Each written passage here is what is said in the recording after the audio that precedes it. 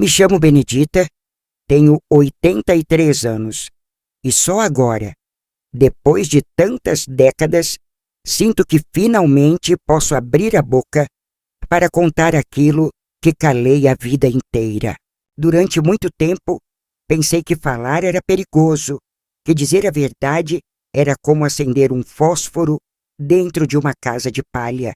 Tudo poderia pegar fogo, inclusive eu. Cresci assim, me encolhendo nos cantos, controlando até a respiração para não incomodar. E o mais triste é que durante muitos anos achei que isso era normal, que era assim que toda menina vivia, com medo de ser notada, medo de ser ouvida, medo de existir com barulho.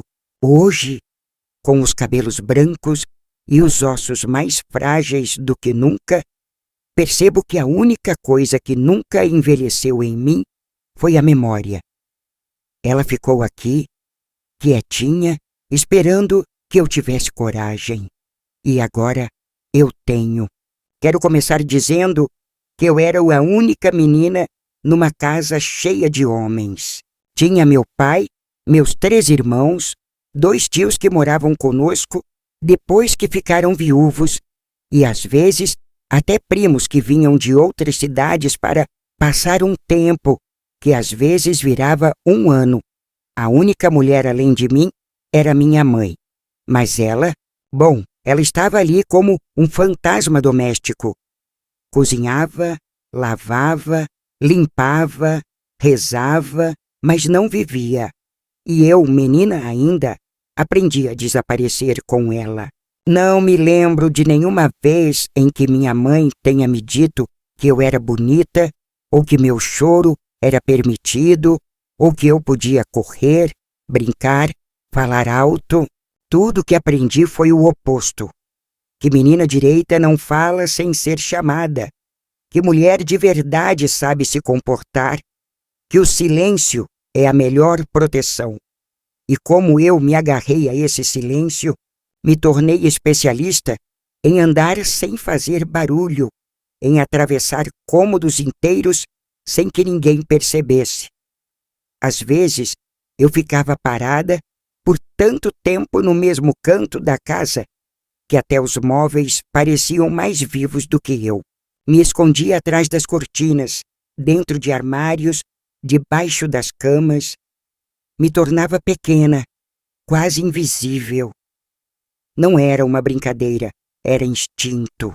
Me lembro de uma vez em que meu pai, ao chegar do trabalho, tirou o cinto só porque ouviu minha risada vindo do quintal. Eu tinha 6 anos, estava brincando sozinha, empilhando tijolos como se fossem casinhas para as minhas bonecas imaginárias. E aí, num instante, tudo virou castigo. Ele não gritou, ele nunca gritava. Apenas olhou com aquela cara que me ensinou a temer desde que aprendi a andar. O olhar dele era um aviso. Minha mãe apareceu segundos depois, puxando meu braço com força, e só disse: "Já falei que não é para fazer escândalo." Escândalo, aquilo, minha risada. Desde então, aprendi que até a alegria era perigosa, que rir podia custar caro, que ser vista era um risco. A partir daquele dia, acho que comecei a desaparecer de verdade. E quando a gente começa a desaparecer cedo demais, demora muito tempo para entender que existe um mundo lá fora esperando que a gente volte a existir. E foi por isso que hoje, depois de tantos anos de silêncios empilhados, resolvi contar a minha história. Porque talvez alguma menina, agora, esteja aprendendo as mesmas regras cruéis que me ensinaram. E talvez, só talvez, ao ouvir minha voz, ela entenda que ela não está sozinha e que o silêncio pode proteger, sim, mas também pode aprisionar.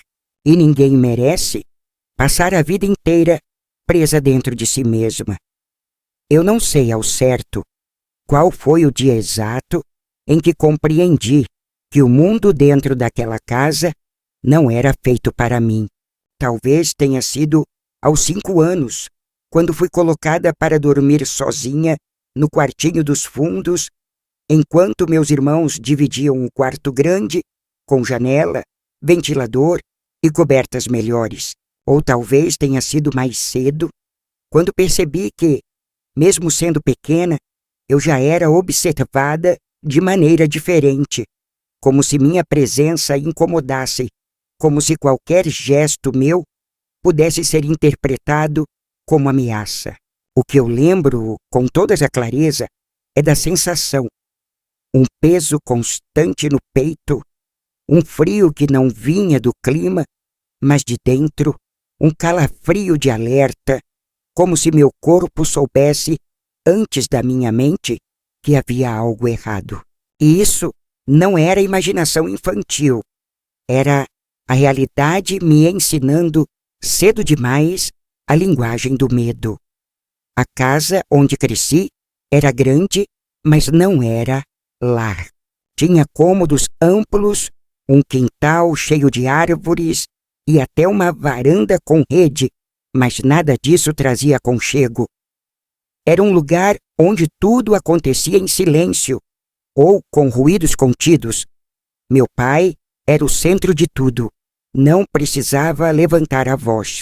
O poder dele estava nos gestos pequenos, nos olhares demorados, no modo como batia a porta ao chegar e no modo como todos paravam o que estavam fazendo assim que o som da chave, rodando na fechadura, ecoava pela sala. Ele era um homem que impunha respeito, diziam. Eu cresci ouvindo isso de vizinhos, tios, colegas da escola. Seu Osmar é um homem sério, trabalhador, correto. Mas ninguém via o que acontecia quando a porta se fechava e os rostos se calavam. Na mesa do jantar, havia regras invisíveis. Os meninos podiam servir-se primeiro. Eu só pegava minha comida depois que todos tinham se servido. Se derramasse algo no chão, minha mãe vinha com pano na mão e olhos baixos, e eu sentia o toque do pano como um castigo, não pelo pano em si, mas pela vergonha que vinha junto. Meus irmãos riam alto, batiam os talheres, conversavam sobre futebol, bicicletas, escola, e eu aprendia a ser pequena, aprendia que minha voz não tinha lugar. Se eu tentasse participar, algum deles me olhava com tédio e dizia: "Vai lavar louça, Benedita." E às vezes nem diziam nada, apenas me olhavam de cima a baixo, como se eu fosse feita de algo inferior, de algo descartável. Minha mãe raramente intervinha. Quando eu fazia, era apenas para repetir o que eles já tinham dito, mas num tom mais ameno, como se ela quisesse mostrar que estava do meu lado, mas não podia ir longe demais. O quarto dos fundos onde eu dormia tinha mofo nas paredes e só uma janela pequena que vivia emperrada. Em dias de chuva, a água escorria pelas frestas e o colchão ficava úmido. Eu dividia o espaço com galinhas em dias de abate, ou com ferramentas velhas quando os tios vinham nos visitar. Era como se aquele lugar não fosse meu, mas sim um depósito onde me deixavam quando já não havia outro canto disponível. Quando reclamei uma vez, minha mãe apenas respondeu: "Mulher aguenta, minha filha." E foi isso que aprendi a fazer: aguentar, agachar a cabeça, respirar devagar, contar os segundos até a tempestade passar. Mas havia momentos em que o incômodo virava angústia. Como nas manhãs de domingo, quando meus irmãos saíam para jogar bola e eu ficava em casa, esfregando o chão da cozinha com escova e sabão, sob os olhos atentos da minha mãe. Às vezes, eu olhava para o céu azul pela janelinha do fogão e pensava como seria correr descalça, sujar os pés de barro, sentir o vento nos cabelos, sem que isso me rendesse uma bronca. Só que liberdade era um conceito que eu só conhecia pelos livros da escola. E mesmo esses livros, com suas personagens fortes, ousadas, pareciam não me pertencer. Eram histórias de meninas estrangeiras, de outros mundos, onde elas podiam dizer não, bater o pé, fugir de casa. Eu nem sonhava em fugir. Fugir significava desafiar, e desafiar era proibido. Lembro do dia em que minha mãe me encontrou sentada sozinha no galinheiro, olhando para o chão.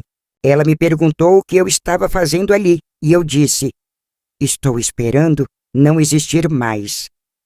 Ela franziu a testa, ajoelhou-se diante de mim e, com a voz mais baixa que já ouvi, disse: a gente não some assim, filha. A gente aprende a não incomodar. Aquilo ficou na minha alma como uma sentença. Eu aprendi. E como aprendi? Aprendi a andar nas pontas dos pés, a comer calada, a esconder os machucados, a disfarçar o medo com silêncio. Aprendi a identificar os passos de cada homem da casa pelo som que faziam no assoalho. Sabia quando era melhor desaparecer. Sabia quando era melhor sorrir, mesmo sem vontade, abaixar os olhos e engolir seco. Até meu choro aprendi a conter. Porque chorar era visto como fraqueza, e fraqueza era punida, com desprezo, com palavras duras, às vezes com tapas. Foi nesse ambiente que cresci, e foi ali que minha consciência começou a se formar. O catalisador da minha história não foi um acontecimento explosivo, foi uma sequência de dias repetidos em que o corpo aprende a viver alerta, em que a alma vai encolhendo até caber no menor espaço possível. A primeira vez que entendi que havia algo profundamente errado foi num almoço de família, quando minha prima de São Paulo veio nos visitar. Ela era cheia de vida, fazia perguntas, ria alto, cruzava as pernas à mesa e todos pareciam gostar dela.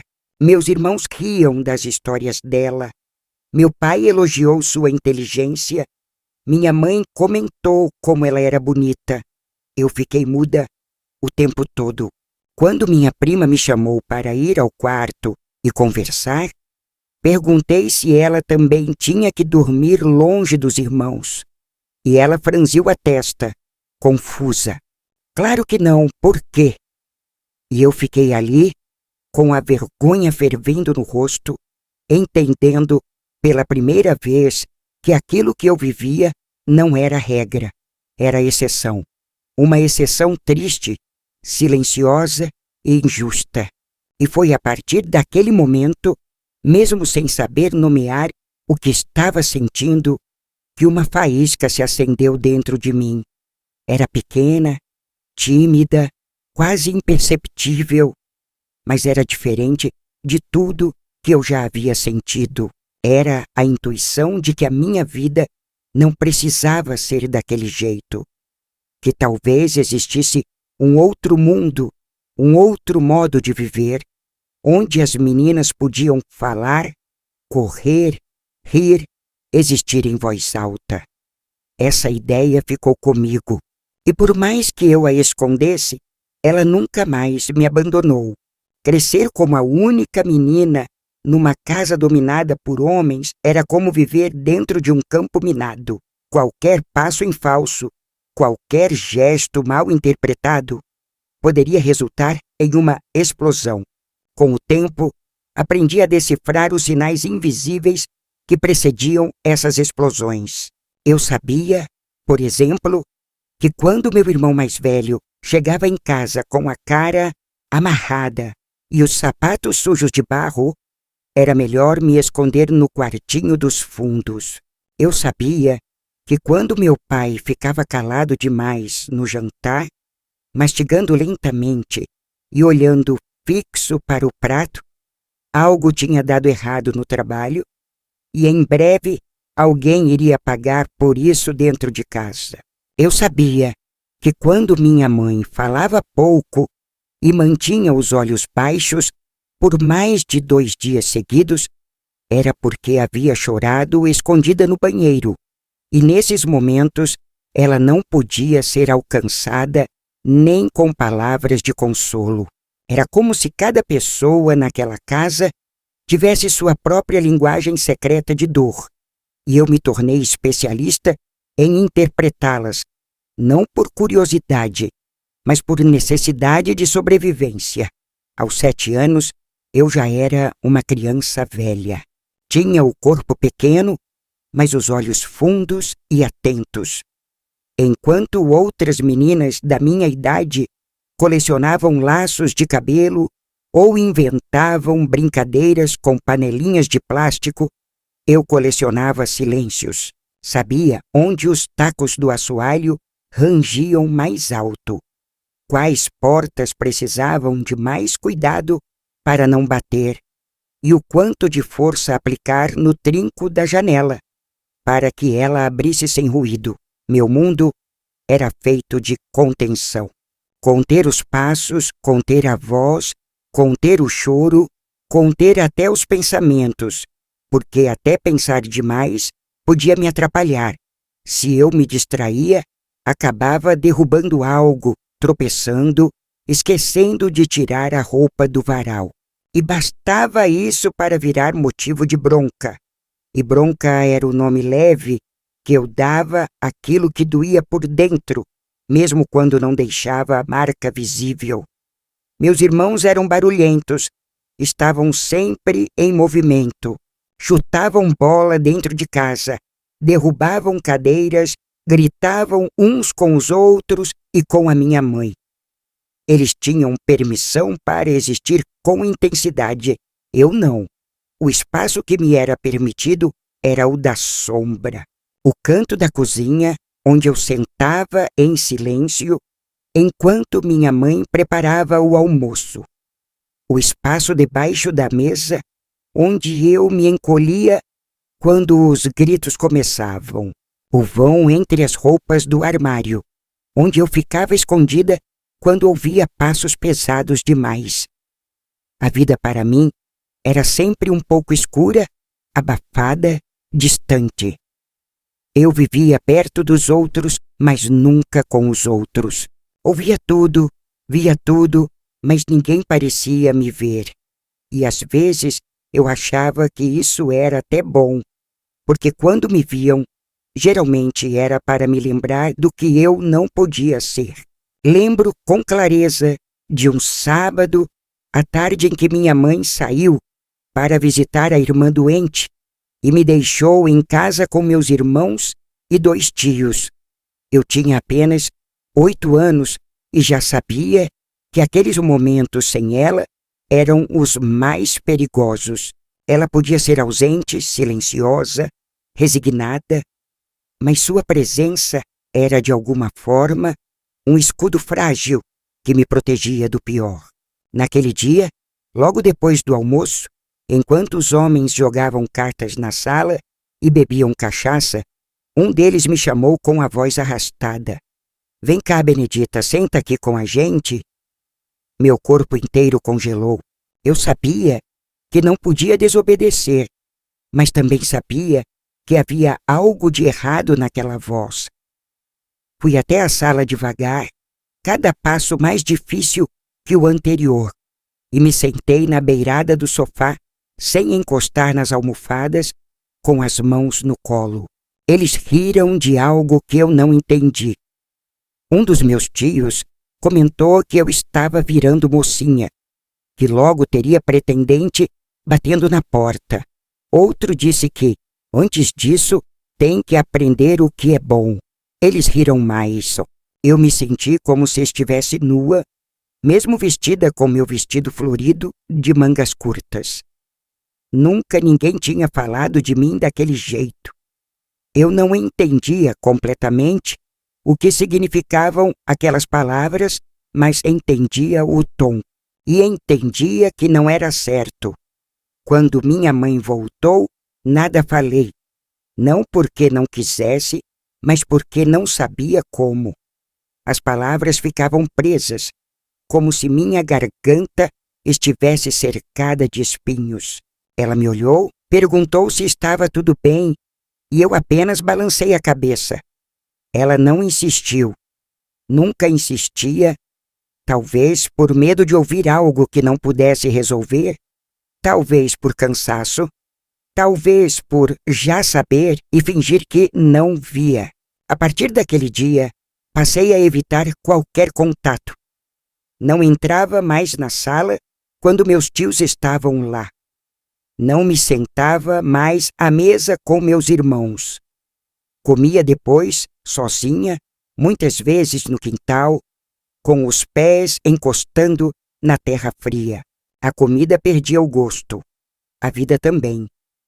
Houve uma noite em que acordei com um barulho estranho no corredor. Me levantei devagar, sem fazer barulho, e caminhei até a porta. Olhei pela fresta e vi meu irmão do meio, parado ali, olhando para a sua maçaneta do meu quarto, como se decidisse se ia entrar ou não. Ele ficou ali por alguns segundos, depois se virou e foi embora. Mas só aquilo já foi o suficiente para me deixar em pânico. Voltei para a cama, tremendo. Dormi vestida, tranquei a porta com a cadeira que eu tinha ganhado da minha avó. E mesmo assim, não consegui fechar os olhos. Na manhã seguinte, ele me olhou como se nada tivesse acontecido e eu retribuí o olhar com uma normalidade ensaiada, porque naquela casa o que doía mais era justamente aquilo que ninguém dizia, aquilo que não era permitido nomear. A ameaça que pairava no ar, mas nunca descia até virar palavra, o horror que se camuflava de cotidiano. Minha mãe começou a me dar tarefas que me afastavam dos homens da casa. Era como se, no fundo, ela também percebesse que havia algo prestes a acontecer. Mandava-me buscar lenha sozinha, lavar roupas no rio, cuidar das galinhas. Eu obedecia. Não porque gostasse, mas porque aquilo me mantinha longe. Um dia, perguntei a ela se ela já tinha tido medo de ser mulher. Ela me olhou como se eu tivesse perguntado algo absurdo, como se eu tivesse quebrado alguma regra invisível. Respondeu apenas: mulher nasce sabendo. Eu queria perguntar: sabendo o quê? Sabendo se esconder? Sabendo calar? Sabendo sofrer? Mas não tive coragem. Engoli as perguntas, como fazia com tudo. A escola era o único lugar onde eu respirava um pouco melhor. Não porque fosse feliz lá, mas porque era um espaço onde eu existia de outra forma. Lá, eu era a menina quieta, aplicada, que tirava boas notas.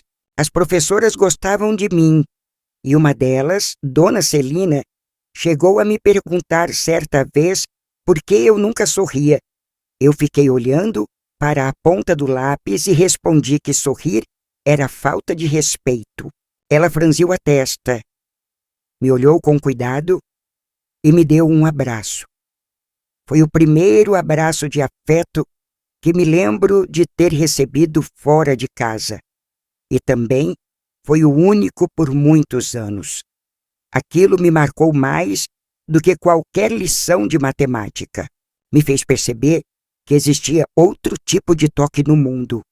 Aquele que não machuca, que não constrange, que não fere, mas era um toque raro, quase proibido no meu universo.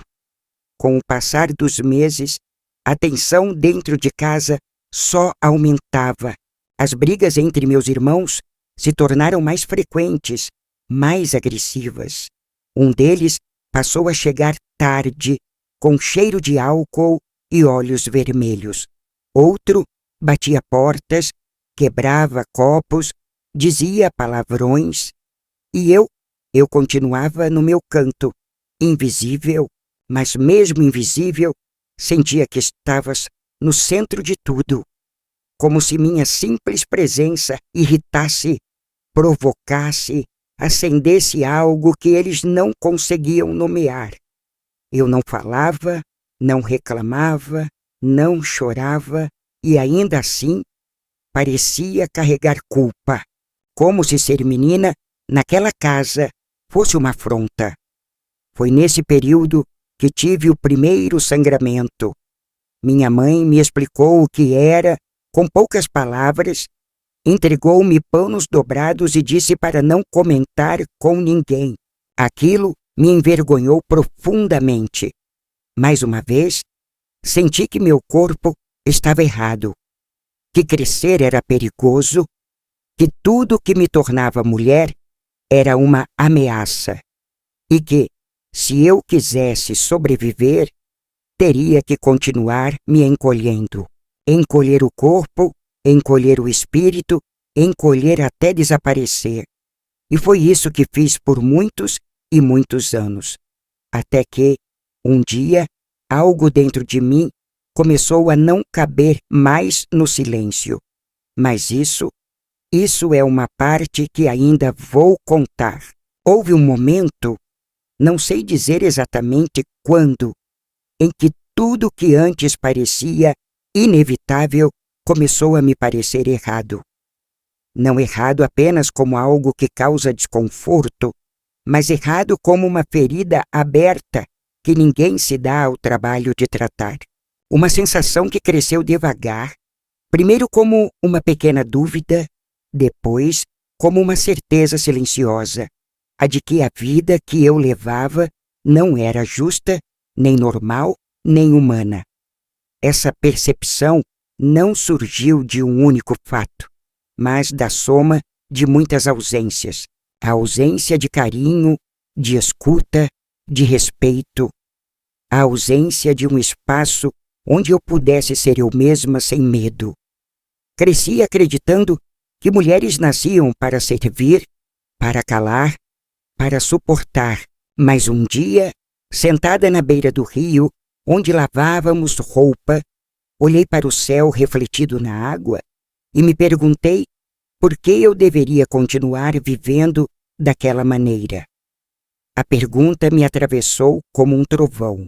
Era-se a primeira vez que eu me permitia pensar que talvez existisse um outro jeito de existir. Aquela manhã no rio foi como um divisor de águas dentro de mim. Eu tinha 12 anos. Lavava as roupas da casa com as mãos feridas e os dedos enrugados de tanto ficar de molho em sabão e água fria. As outras meninas do vilarejo passavam de bicicleta pela estrada de terra, rindo alto, com os cabelos soltos ao vento, e eu encharcada, com um vestido velho grudado no corpo e as costas doendo de tanto esfregar pano, sentia que havia algo de profundamente desigual naquilo. Até então, eu tinha aceitado minha realidade como única, mas naquela manhã, pela primeira vez, desejei outra vida. Um pensamento simples, mas que mudou tudo. Eu não pertenço a isso. Foi a primeira fagulha, e uma vez que a faísca acende, não há como fingir que a escuridão é normal. Naquela noite, voltei para casa em silêncio. O barulho dos sapatos do meu pai já ecoava no corredor. Meu irmão mais novo chorava em algum canto da casa, sem que ninguém o consolasse. Minha mãe costurava a luz fraca do lampião, com as costas curvadas, como se tivesse nascido naquele mesmo movimento de resignação. Meus outros irmãos discutiam política como se fossem homens importantes, mesmo sem entender quase nada. Ninguém me notou, como sempre. Entrei no meu quarto, e fechei a porta com cuidado. Sentei na cama, olhei para minhas mãos inchadas e senti uma raiva silenciosa crescer dentro de mim. Não era uma raiva contra uma pessoa específica, mas contra tudo. Contra o sistema que fazia com que meninas como eu aprendessem a abaixar a cabeça desde pequenas. Contra o medo que era passado de mãe para filha como se fosse herança. Contra a falta de escolha. Contra a vida estreita que nos era imposta como destino. Pela primeira vez, desejei gritar, mas eu não gritei. Ainda não. Apenas respirei fundo, olhei para o teto cheio de manchas de mofo e me fiz uma promessa. Eu iria embora dali. Um dia, de algum jeito, eu não seria mais parte daquele mundo de opressão. Aquilo me deu uma força estranha, não força de coragem, essa ainda não existia, mas força de quem sabe que existe uma saída, ainda que distante. Continuei minha rotina no dia seguinte como sempre, mas algo em mim já tinha mudado. Observei mais. Reparei nos olhares que antes eu evitava. Vi como meu pai ignorava minha existência, como se eu fosse um móvel da casa. Notei como meus irmãos tratavam a mulher como um objeto que serve até que quebre. E o mais doloroso, vi como minha mãe, mesmo com toda a sua doçura abafada, contribuía para manter esse ciclo, repetindo as mesmas frases que provavelmente ouvira da mãe dela. Não responda. Engole o choro. Mulher vive assim. Frases que antes eu aceitava como leis da natureza. Agora eu via como correntes. O mundo ao meu redor continuava igual, mas meus olhos eram outros. Vi, por exemplo, como meu irmão mais velho tratava a noiva dele. Vi como ela chegava com os olhos inchados e as palavras trêmulas. E como minha mãe oferecia chá, como se isso bastasse para curar a alma. Vi como o vizinho tentou tocar a filha dele na feira e ninguém disse nada. Vi como as mulheres mais velhas cochichavam e abaixavam os olhos como se tivessem medo até de pensar alto. Tudo aquilo foi me revelando que o que acontecia na minha casa não era um caso isolado, era uma doença maior, uma cultura, uma forma de ensinar mulheres a sobreviverem, não a viverem. Um dia, na escola, a professora leu um texto sobre liberdade. Era um texto simples, falava sobre escolhas, sobre ter voz, mas aquilo me atingiu de um jeito que nunca tinha acontecido antes. Quando ela terminou a leitura, eu fiquei parada, olhando para a lousa. A palavra liberdade parecia ter ficado gravada em letras de fogo. Eu não sabia exatamente o que era ser livre, mas sabia o que não era. Não era viver com medo. Não era dormir com a porta empurrada por uma cadeira. Não era pedir desculpa por existir. Não era segurar o choro até sentir dor de cabeça. Voltei para casa naquele dia com uma inquietação no peito e comecei a escrever num caderno velho que achei no fundo da gaveta. Escrevia o que sentia, o que queria, o que sonhava. Não mostrava para ninguém. Era meu único espaço de verdade. Ali eu dizia tudo que não podia dizer em voz alta. Era como se, nas páginas manchadas de tinta, eu pudesse finalmente existir por inteiro.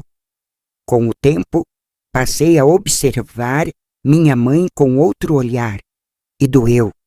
Doeu perceber o quanto ela havia se apagado. Ela que, em algum momento do passado, deve ter sido uma menina como eu, cheia de perguntas, cheia de sonhos. Ela que agora só repetia movimentos automáticos, sem brilho no olhar, sem força nas palavras. Comecei a me perguntar o que teria acontecido com ela, o que ela teria desistido de ser para sobreviver. E o pior, se eu não fizesse algo, talvez o mesmo destino me esperasse. Foi nesse ponto que tudo se tornou claro. Eu precisava sair dali, não só por mim, mas porque a permanência me transformaria em sombra. Eu queria ser luz, mas o lugar onde eu vivia apagava tudo. A solidão era minha companheira constante. Mesmo cercada de pessoas, eu me sentia sozinha. Sozinha em minha dor, em minhas dúvidas, em meus desejos. Ninguém me perguntava o que eu pensava, o que eu queria ser. Aliás, ninguém perguntava se eu queria ser algo. O futuro de uma menina naquela casa era o casamento com algum homem rude, a criação de filhos em silêncio e a repetição dos mesmos gestos de submissão. Mas eu não queria isso.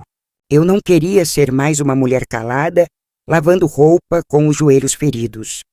Eu queria estudar, queria viajar, queria ter meu próprio quarto, com uma janela grande, queria dormir sem medo, queria rir alto sem ser punida, queria ser ouvida sem ser corrigida, queria simplesmente existir sem pedir desculpa. Foi nesse momento que percebi: o mundo que eu queria não existia ao meu redor, então eu teria que criá-lo. Mesmo que fosse só dentro de mim, mesmo que demorasse anos, eu criaria esse lugar. Porque se eu não fizesse isso, ninguém faria por mim. Foi esse pensamento que me salvou. Não me libertou de imediato, mas me deu algo ainda mais poderoso: a esperança. E uma menina com esperança já é, por si só, um ato de rebeldia. A partir daquele ponto, eu nunca mais fui a mesma. Mesmo calada, mesmo obediente por fora, por dentro algo tinha acordado.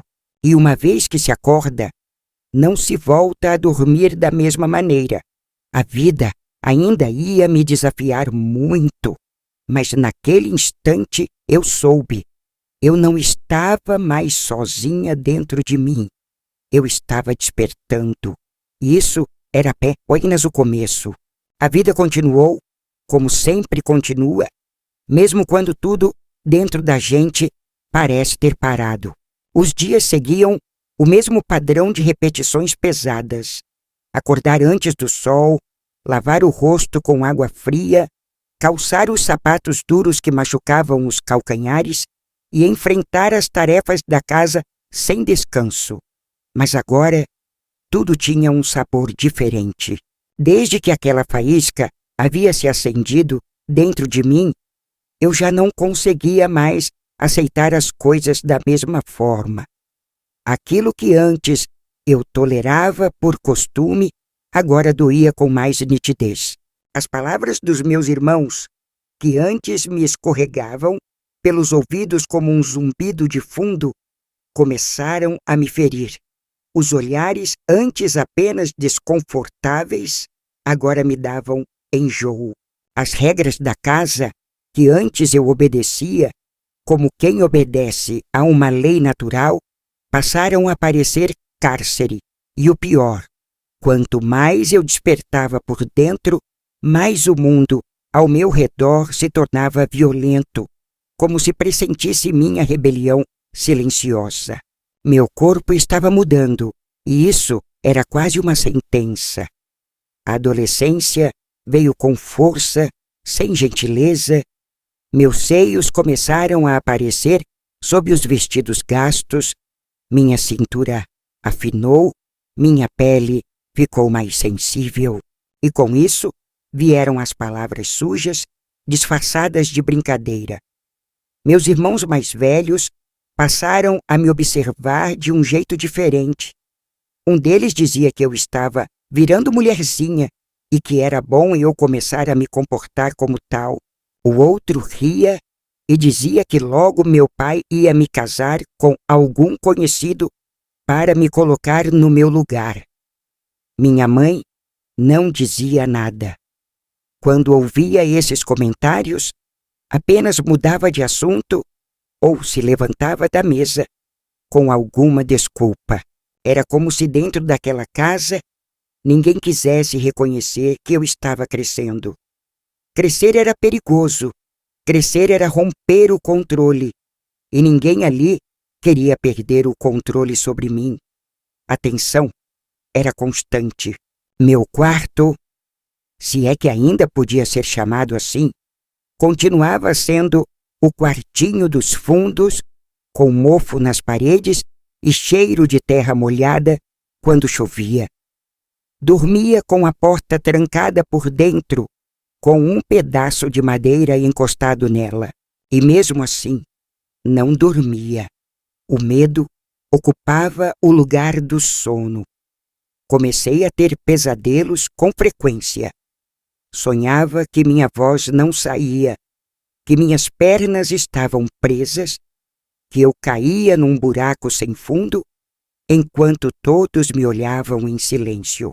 Acordava suada, com os punhos cerrados, os dentes travados, e o pior era que, ao abrir os olhos, nada me aliviava, porque o que eu vivia acordada era quase tão apavorante quanto o que eu sonhava. Meus irmãos ficavam mais agressivos à medida que eu me calava. Talvez sentissem que eu não era mais a mesma, mesmo que eu não dissesse nada. Talvez minha simples presença, com aquela resistência muda, os provocasse. Um dia, um deles me empurrou contra a parede porque esbarrei sem querer nele na cozinha. Disse que eu tinha que prestar mais atenção, que estava ficando metida. Minha mãe assistiu tudo com os olhos abaixados. Depois me mandou varrer o chão como se nada tivesse acontecido. Eu obedeci, mas dentro de mim algo se partiu de novo. A cada gesto de violência não reconhecida, a cada silenciamento imposto, eu sentia que minha alma se fragmentava mais um pouco. Eu já não me sentia uma menina. Também não me sentia mulher. Eu era uma espécie de criatura no meio do caminho. Alguém que carrega um mundo por dentro, mas que não tem onde colocá-lo. As poucas vezes que ia da escola continuavam sendo meu único suspiro. Mas até isso começou a ser ameaçado. Um dos meus irmãos começou a implicar com o fato de eu estudar. Dizia que era coisa de vagabunda, que mulher que lia muito virava desobediente. Meu pai, que até então não se envolvia muito, um dia falou na janta que talvez fosse hora de me tirar da escola. Está ficando velha demais para andar por aí. Já passou da hora de ajudar mais em casa. Estudo não enche barriga. Essas palavras caíram sobre mim como uma sentença. Eu sabia que se aquilo acontecesse, se eu deixasse de estudar, seria como arrancar a única janela por onde eu via o mundo. Naquela noite, não comi. Fiquei com o prato cheio na frente, fingindo estar enjoada. Mas o que eu sentia não era enjoo, era desespero.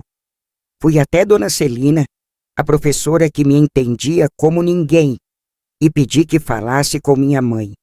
Ela tentou, marcou uma visita, levou até um caderno com elogios meus, mostrou minhas notas, disse que eu tinha talento, mas minha mãe foi seca. Agradeceu a visita, mas disse que a gente vive de realidade, não de sonho. Nunca esqueci essa frase. Foi ali que entendi que minha mãe tinha desistido de sonhar fazia muito tempo e que, para ela, meu desejo de uma vida diferente era uma ameaça, não um motivo de orgulho. Na semana seguinte, fui proibida de voltar para a escola. Rasguei as folhas do meu caderno de tristeza. Não tive coragem de rasgar todas. Guardei 2 escondidas num buraco atrás do armário, como se fosse possível salvar ao menos uma parte de mim. A rotina em casa ficou mais dura. Agora eu era responsável por quase tudo. Lavava, cozinhava, cuidava das roupas, limpava os cômodos, ia ao mercado, ajudava minha mãe com o que fosse preciso. Meus irmãos não faziam nada. Sentavam, comiam, sujavam, gritavam, exigiam. Um deles começou a chegar em casa cada vez mais tarde, bêbado. No começo, ele ignorava minha presença. Depois passou a me encarar. Depois começou a me chamar para conversar. Sempre quando minha mãe não estava por perto. Eu fugia, sempre inventava uma desculpa. Mas o clima era pesado, ameaçador. Um dia, ele entrou na cozinha enquanto eu lavava a louça e ficou parado atrás de mim por tempo demais. Eu travei. Ouvi ele dizer, em voz baixa, que eu estava muito bonita com aquele vestido justo. O vestido era o único limpo que eu tinha. Naquela noite, cortei a barra dele e prendi com alfinete. Passei a usar casacos largos, mesmo no calor. Queria desaparecer, hein? Minha mãe viu a mudança. Sabia? Claro que sabia. Mães sabem, mas fingia não ver. Um dia, arrumando os panos da cozinha, ela me disse que mulher tem que ser esperta para não provocar. Aquilo me feriu mais do que qualquer outra coisa. Era como se ela dissesse que a culpa era minha, que cabia a mim evitar o mal, mesmo quando o mal vinha de dentro da própria casa. Eu entendi, naquele momento, que eu estava completamente sozinha, mas foi também nesse momento que uma parte minha endureceu, uma parte que decidiu que, se ninguém ia me salvar, então eu teria que me salvar sozinha. Não sabia como nem quando, mas comecei a me preparar. Cada prato lavado era uma pequena resistência. Cada frase calada era uma estratégia. Cada silêncio suportado era uma espera. Eu não estava mais vivendo por viver. Eu estava esperando a hora certa. Eu comecei a guardar coisas, pequenas economias que fazia com o troco das compras, um sabonete que escondia no fundo da gaveta, um par de meias novo que comprei em segredo. Não era fuga ainda, era sobrevivência em estado bruto. Certa tarde, fui buscar farinha no armazém e passei por um grupo de meninas rindo perto da venda. Uma delas era da minha idade. Usava um vestido claro e brincos de argola. Falava alto, gesticulava, ria com vontade. Os homens olhavam e ela não se escondia. Ao invés disso, erguia o queixo e continuava a rir. Aquela imagem me causou inveja, mas também algo mais, admiração. Aquela menina era o que eu queria ser. Uma menina que não tinha medo. Uma menina que não pedia desculpa por ocupar espaço. Uma menina que fazia barulho. Voltei para casa com um nó na garganta. Aquela menina era livre e eu era só uma prisioneira bem comportada. A raiva começou a crescer dentro de mim. Não uma raiva cega, mas uma raiva que pensa, que planeja, que resiste. E com ela veio a clareza. Eu precisava sair dali antes que fosse tarde, antes que algo pior acontecesse, porque eu sentia, com cada vez mais força, que algo se aproximava, que havia olhos me vigiando, mãos que poderiam se estender, palavras que poderiam virar atos. E eu sabia sabia com o instinto de quem sobrevive desde pequena que se eu não tomasse uma atitude, algum dia eu não voltaria mais a ser quem sou. Ou pior, deixaria de ser. Foi nessa época que escrevi pela primeira vez, numa folha arrancada do caderno, "Eu vou embora". Escrevi devagar, com letra firme, e guardei no fundo da minha caixa de costura, junto com as moedas, o sabonete, as meias. Era pouco, mas era tudo que eu tinha. A vida seguia como sempre, os gritos, as ordens, os empurrões, o medo. Mas agora, dentro de mim, havia algo novo, uma certeza, a de que eu não pertencia àquele lugar e que, mesmo que levasse tempo, mesmo que custasse caro, eu ia sair dali, porque eu merecia mais, porque eu queria viver e porque, acima de tudo, eu queria provar, nem que fosse só para mim mesma, que uma menina como eu podia sim fazer barulho e sobreviver. A vida tem uma forma cruel de nos ensinar a agir. Muitas vezes é preciso chegar ao limite da dor para que se tome a decisão que deveria ter sido feita há muito tempo. Eu segui suportando, dia após dia, com a mesma postura de sempre, com o mesmo silêncio, a mesma obediência fabricada.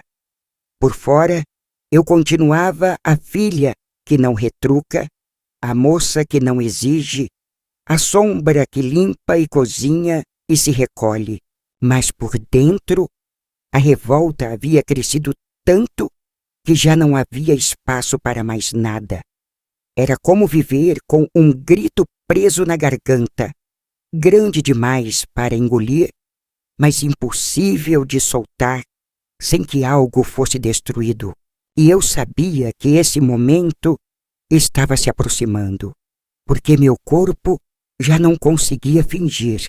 Meu sono era inquieto, meu olhar era tenso, minhas mãos tremiam ao menor susto. E o pior, meus irmãos também percebiam, e quanto mais eles percebiam, mais me provocavam. Era como se quisessem arrancar de mim o que eu tanto lutava para conter. Naquela semana, as coisas dentro de casa pareciam mais sufocantes que o normal. Meu pai andava calado demais, o que era sempre sinal de tempestade.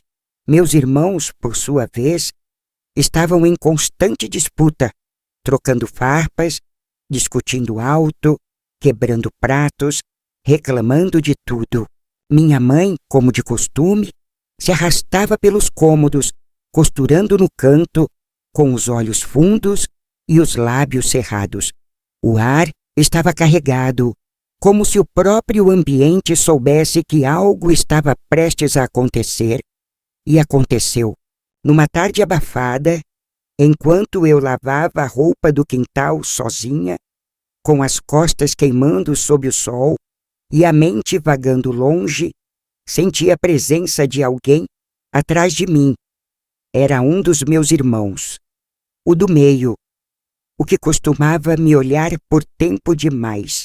Ele chegou perto demais, não disse nada. Apenas ficou ali, em pé, com os braços cruzados, observando.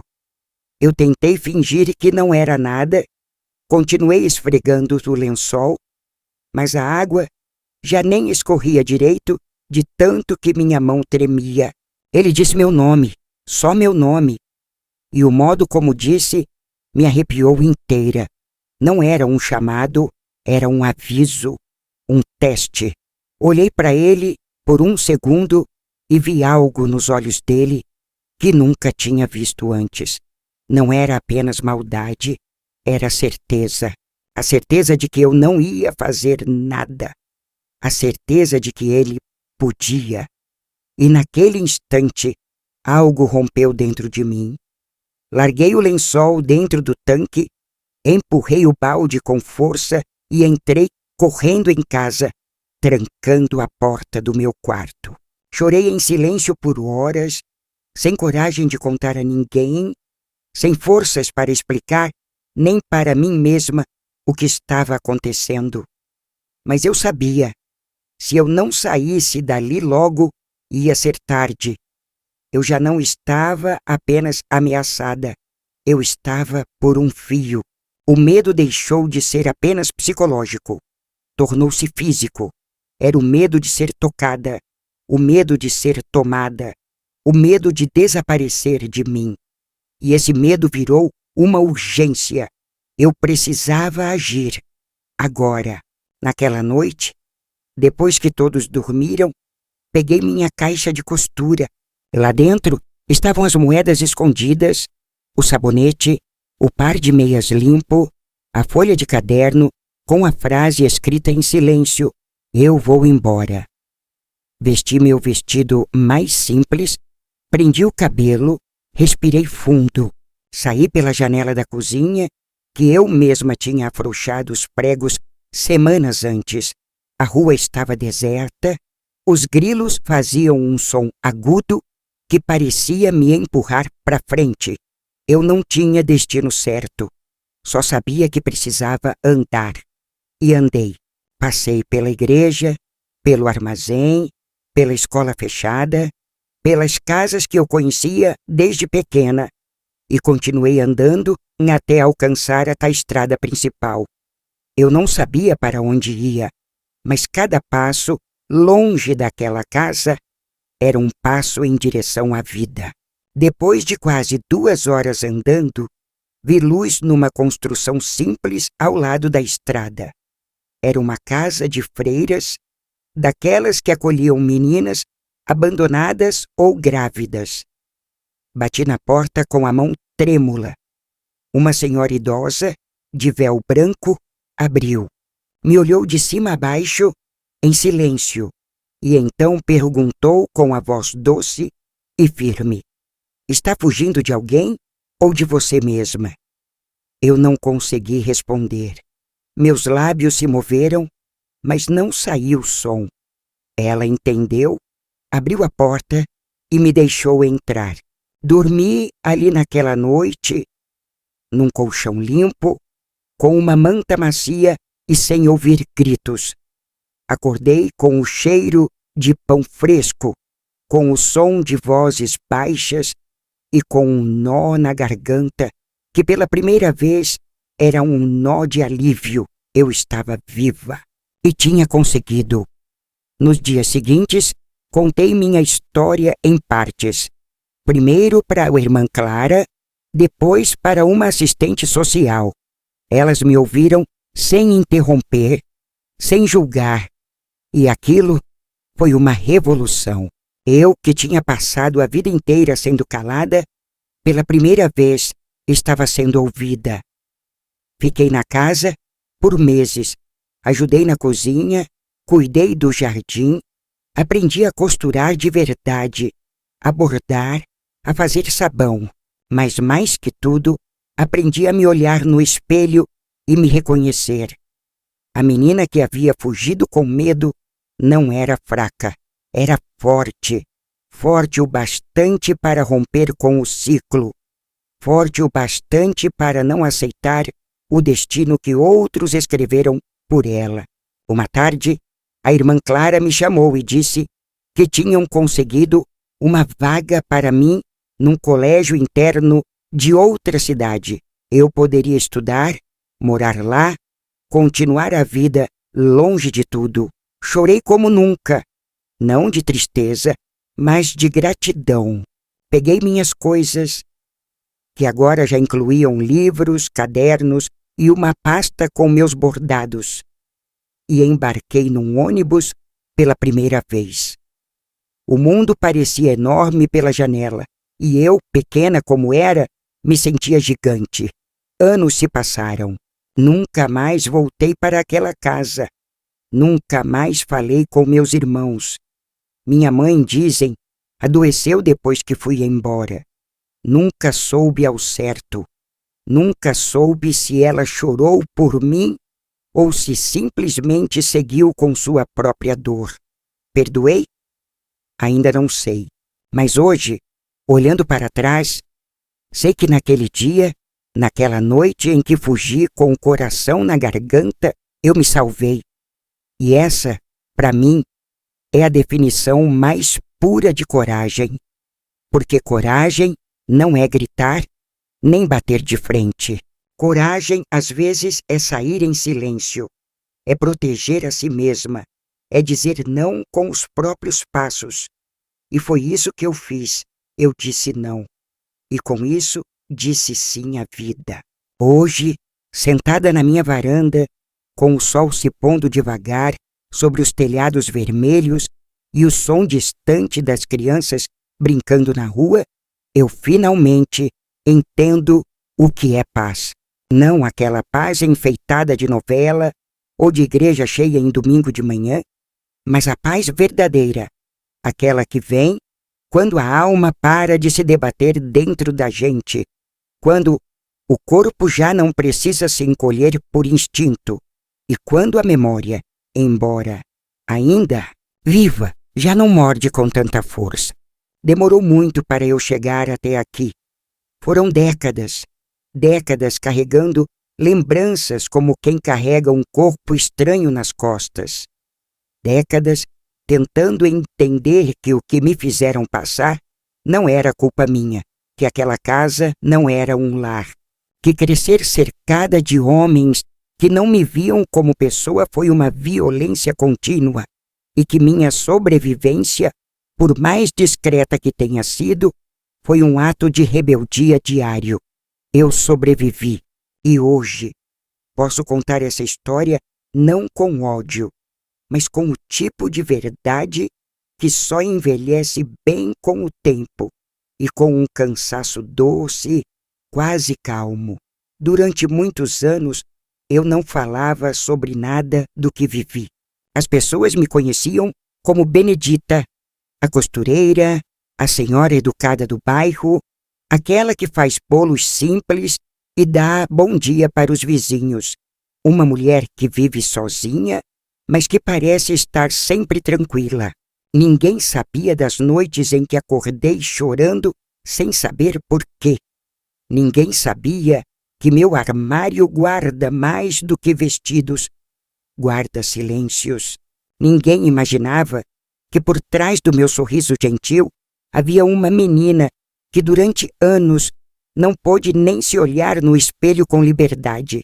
Eu tinha medo do meu próprio reflexo, medo de reconhecer no meu rosto o rosto daquela criança que não podia errar, que não podia falar alto, que não podia rir. Por muito tempo, achei que era melhor deixar tudo no passado, que bastava esquecer. Mas a verdade é que a gente não esquece o que viveu quando foi obrigada a se anular. A gente aprende a calar, mas o corpo lembra. O corpo sempre lembra. Foi só depois dos 60 que comecei de verdade a falar. Primeiro em conversas curtas com uma vizinha, depois em encontros de mulheres no centro comunitário e, por fim, numa roda de escuta onde outras senhoras, como eu, contavam seus segredos. Descobri que não estava sozinha, que outras também tinham sido silenciadas, que outras também aprenderam, desde pequenas, a ocupar o menor espaço possível, que outras também tinham fugido, resistido, ficado. Algumas haviam apanhado, outras foram tocadas onde não deviam, outras foram forçadas a casar com homens que não amavam. Algumas criaram os filhos sozinhas, outras perderam a chance de ser mães. Mas todas tinham uma dor em comum, a dor de ter sido mulher num tempo em que ser mulher era sinônimo de suportar. Aos poucos, percebi que contar a minha história não era só um desabafo, era um tipo de cura. Cada vez que eu dizia, eu vivi isso, uma parte de mim se libertava. E cada vez que outra mulher dizia, eu também, uma ponte se criava. Uma ponte feita de reconhecimento, de solidariedade, de escuta. E isso me fez pensar: e se um dia alguma menina escutar minha história e entender que ela não está sozinha? E se, numa casa qualquer, uma garota de 11 anos, deitada num colchão duro, ouvindo gritos no cômodo ao lado, souber por minha voz que existe saída, que existe mundo lá fora, que ela tem valor, mesmo que ninguém diga isso a ela? Foi por essa menina que resolvi, enfim, abrir o peito e contar tudo. Porque o silêncio pode proteger, sim, mas também pode matar. E o que me salvou foi ter rompido esse silêncio. Eu nunca mais vi meus irmãos. Um deles morreu novo, em um acidente. Os outros seguiram suas vidas e soube, por vozes atravessadas, que um deles se arrependeu de algumas coisas, mas nunca pediu perdão. E, para ser sincera, eu também nunca esperei. Não porque não quisesse, mas porque aprendi que o perdão é, antes de tudo, um processo íntimo. E o meu começou quando parei de me culpar, quando entendi que o que sofri não foi falha minha, que eu era só uma menina tentando existir num lugar que só sabia esmagar. Perdoei minha mãe? Em parte. Ainda tenho perguntas que ela nunca respondeu. Ainda me dói lembrar do dia em que ela me disse para não provocar. Mas também entendo que ela era filha da mesma opressão, que talvez tenha sofrido ainda mais que eu. E, ao fim, foi ela quem me ensinou, ainda que sem palavras, que calar demais adoece. Eu quebrei esse ciclo, e isso para mim basta. Nunca casei, nunca quis. A ideia de compartilhar minha intimidade com alguém me parecia perigosa demais. Talvez tenha sido medo, talvez tenha sido proteção. Mas nunca me arrependi. Encontrei outras formas de amar, me envolvi com pessoas boas ao longo da vida, homens que me respeitaram, mulheres com quem conversei de igual para igual, crianças que passaram pela minha porta em busca de acolhimento. Criei uma pequena rede de afeto ao meu redor. E isso me basta. Tenho poucas fotos na estante, mas cada uma carrega um momento que escolhi viver. Não aqueles que me foram impostos, mas aqueles que construí com consciência e liberdade. Hoje não tenho muito. Uma casinha simples, uma máquina de costura antiga, um jardim que cuido com carinho, algumas amigas que me visitam aos domingos e uma memória ainda viva. Mas tudo isso é meu, escolhido, plantado, cuidado com minhas próprias mãos. E se posso dizer que sou feliz? Posso sim, porque felicidade, para mim, é dormir sem medo, é rir alto sem que alguém mande calar, é escrever meu nome sem tremer a mão, é saber que existo inteira, sem pedir licença. Às vezes penso na menina que fui, aquela que se escondia atrás da cortina, que se encolhia no canto do quarto, que chorava em silêncio com medo de ser ouvida. Eu queria abraçá-la, dizer que ela foi forte, que ela não enlouqueceu, que ela resistiu e que hoje, graças a ela, eu estou aqui, viva, inteira, e que ninguém nunca mais vai me calar. Então, se você chegou até aqui me ouvindo, eu só quero te agradecer por escutar, por respeitar meu tempo, minha voz, minha história. E quero te dizer, com todo o amor que carrego, não importa onde você esteja, o que tenha vivido ou quanto silêncio tenha engolido ao longo da vida. A sua voz importa, sua dor importa, sua história importa e, principalmente, Você importa, sempre importou, mesmo que tenham tentado te convencer do contrário. E se hoje, depois de tudo, eu posso dizer que encontrei paz, é porque aprendi que a liberdade verdadeira começa quando a gente para de se desculpar por existir. Eu existo, com todas as cicatrizes e com toda a força que só uma mulher que sobreviveu em silêncio pode ter.